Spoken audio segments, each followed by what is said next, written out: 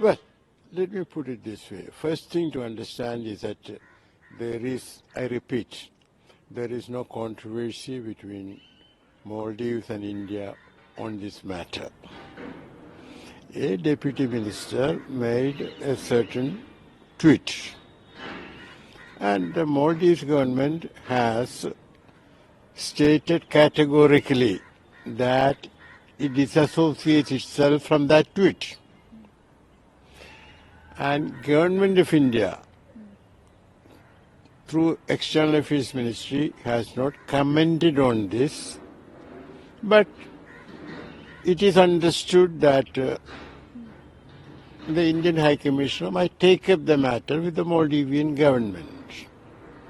Now, what we have to understand is that in diplomacy, it is important not to aggravate matters with an endless tit for tat through the media.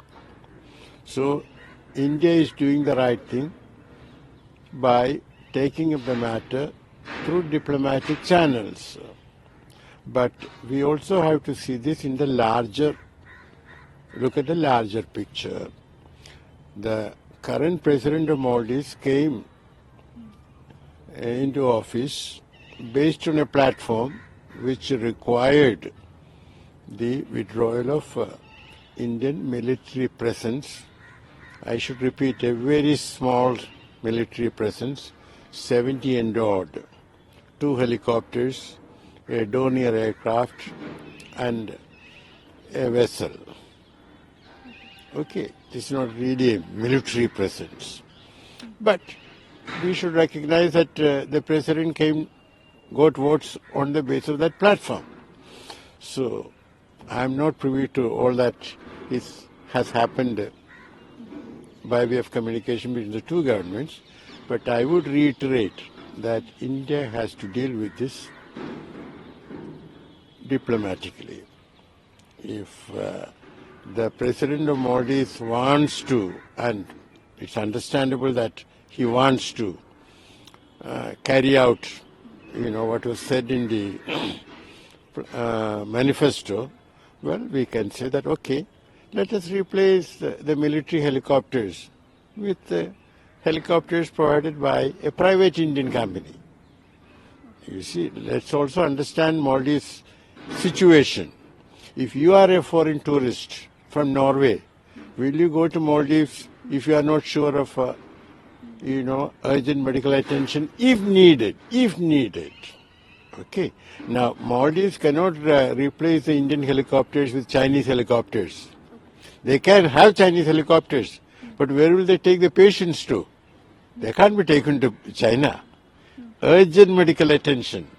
So it has to be India or Sri Lanka, but then Sri Lanka again has limited capacity. So it has to be India. So I think what is required is a proper conversation through diplomatic channels and finding a way out rather than, oh, we'll talk about it and delay matters. Because don't forget, Maldives president went to UAE, Turkey, and now he is on his way to China. Okay. Normally, the first port of call should have been India. So that's why I said what is required is sensitivity and diplomatic subtlety. High Commissioner has taken up the matter in Malay.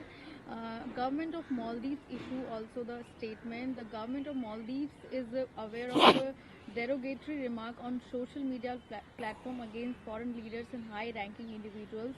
They said the government will not hesitate to take action against those who make such derogatory remarks.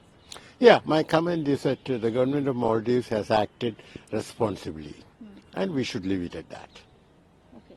And also, sir, the former president of Seed tweet what appealing language by Maldives government official Mariam towards the leader of Key Ali that is instrumental for Maldives security and prosperity. Dr. Mohammed government must distance itself from these comments and give clear assurance to India they do not reflect government policy. Yeah, I'm sure the Maldivian government would have done that. Let us not forget, not to sort of, rub it in. when Rajiv Gandhi was Prime Minister, India had sent military, made a military deployment in Maldives, to foil a coup, which had almost succeeded. So, this happened some time back, but we all should remember these things. But as I said again, I'm only reminding the Indian audience. I'm not rubbing it into Maldivian ears. Okay. Also, the former Shahid says that ki derogatory remark made by two deputy minister of current Maldives government and member of the political party in the ruling coalition toward Prime Minister Narendra Modi, the people of India's social media is reprehensible and odious. I call on the government of reprimand these official public figure must maintain decorum.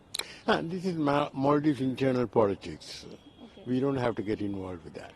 Okay. One more question from Bangladesh. Voting day. Well, that is understandable. The voting is on. We shall see what the percentage of voting is. But as observers say, the result is predetermined, which means it is not a real voting.